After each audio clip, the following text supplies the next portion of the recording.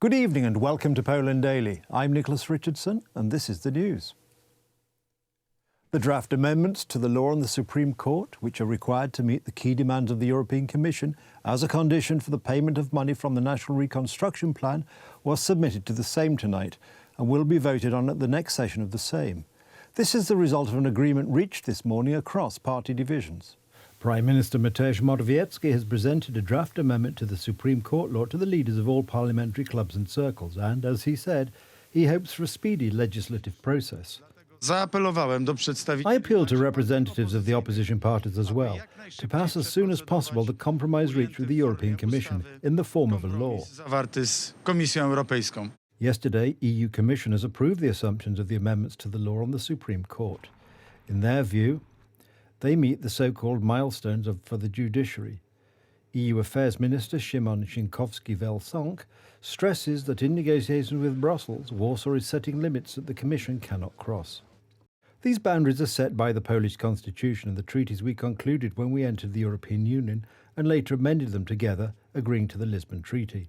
These borders constitute Polish sovereignty and are impassable. The opposition has tentatively declared its support for the bill, but does not accept the fast tracking of the bill. The law is, to put it mildly, imperfect, and we all know. If at least some sense has returned to the heads of those in power, then it is worth supporting this law on these obvious points. We are anxious to get them through the procedure as quickly as possible so that we can proceed to the next stage, which is the filing of the KPO application. Turns everything upside down. It brings the judges back to work. Well, at this point, what were the last 7 years of reform for? Zbigniew Ziobra's Solidarna Polska disagrees with some of the provisions in the draft. They are anarchizing the judicial system, which is something we can't support from Solidarna Polska. Only after the bill passes through committee will opposition deputies decide whether they will support the bill. We are waiting for specifics, for facts. More than once, PiS said it was all settled, but for over 20 months we do not have funds from the National Reconstruction Plan. Both President Andrzej Duda and the Prime Minister are aiming to end this dispute to improve the judiciary and unblock these funds. The bill calls for the Supreme Administrative Court to be the institution that decides disciplinary cases for judges. The Supreme Administrative Court will thus take over the powers of the Supreme Court's Chamber of Professional Responsibility. The Second Amendment clarifies the application of the so-called judge independence test as demanded by the European Commission.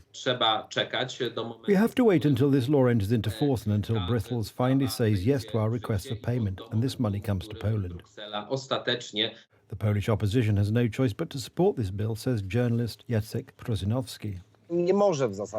It cannot in principle speak against these solutions if they are negotiated by the Polish government and the European Commission.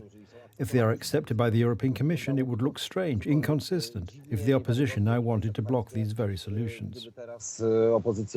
As Law and Justice spokesman Rafał Bochenek announced today, the first reading of the amendment to the Supreme Court law will take place tomorrow, and the second and third readings of the bill are expected next Tuesday. European Union leaders are gathering for a summit in Brussels. The most important topics for discussion include lasting military and financial support for Ukraine, a review of measures taken to combat the energy crisis, and transatlantic relations. Meanwhile, British intelligence reports that General Valery Gerasimov was dismissed from the post of Chief of the General Staff because of Russian failures in Ukraine. This morning, the Russians launched an attack using Iranian drones. More than a dozen drones flew towards Kiev. 2 administrative buildings were damaged in one of the capital's central districts. Local authorities are working to determine the number of victims of the attack. The terrorists began this morning by launching more than a dozen combat drones. According to preliminary information, as many as 13 were shot down by Ukrainian air defense. Dear citizens, be vigilant and listen to the announcements.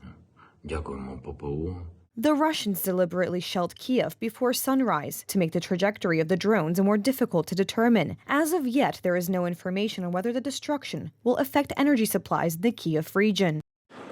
Sirens wailed about 20 to 30 minutes before the first explosion. With each explosion, it became clear outside the window.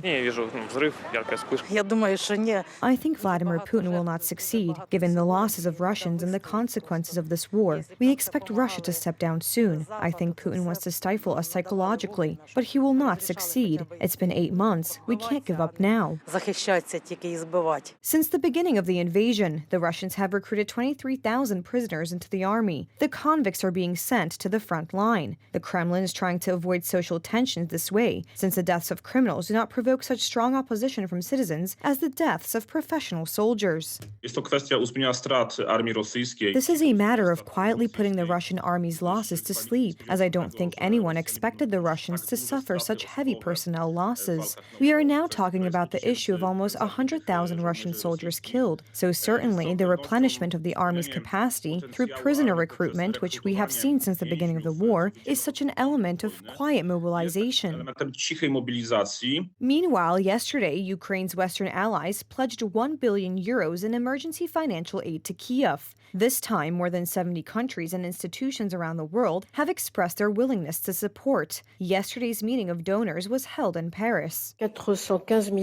These funds will be used for, among other things, current energy needs, humanitarian purposes, and transportation improvements. It is worth mentioning that at this point, almost half of this budget has not yet been distributed.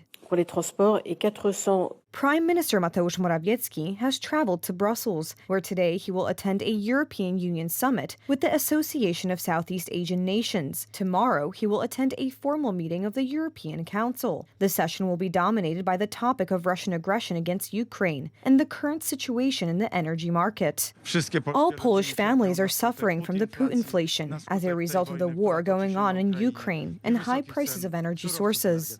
The German Chancellor stressed that sanctions against Russia and aid to Kiev will be maintained until the Kremlin withdraws troops from Ukraine.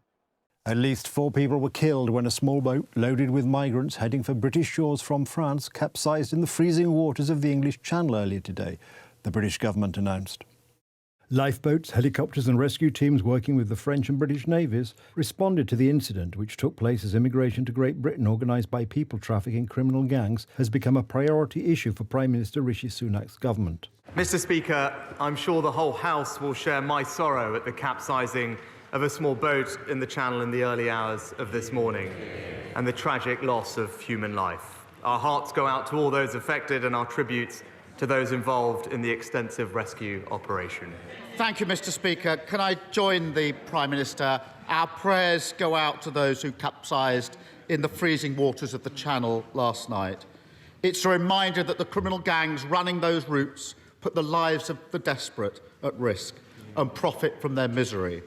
They must be broken up and brought to justice. LBC Radio reported that 43 people had been rescued. A Reuters journalist saw one body bag being removed from a vessel at the lifeboat station in the port of Dover. The incident occurred just over a year after 27 people died while attempting to cross the sea in an inflatable dinghy in November 2021, in what was the worst recorded accident of its kind in the Channel. Temperatures have plunged across the United Kingdom in the last week, bringing snow to parts of the country. The temperature was logged at 2 degrees Celsius in a nearby town on Wednesday morning. Despite the freezing temperatures, more than 500 migrants have made the perilous journey in small boats since the weekend alone, with the people traffickers who organize the crossings taking advantage of low winds and calm seas. Earlier today, a local resident on the coast of France said she witnessed boats overflowing with migrants leaving in the morning. Fabiola said she saw the dinghies with children on board leave around 8 a.m. in the morning. It is unclear whether they made it to safety. She was speaking after news that a small boat loaded with migrants heading for British shores from France had capsized in the freezing waters of the English Channel.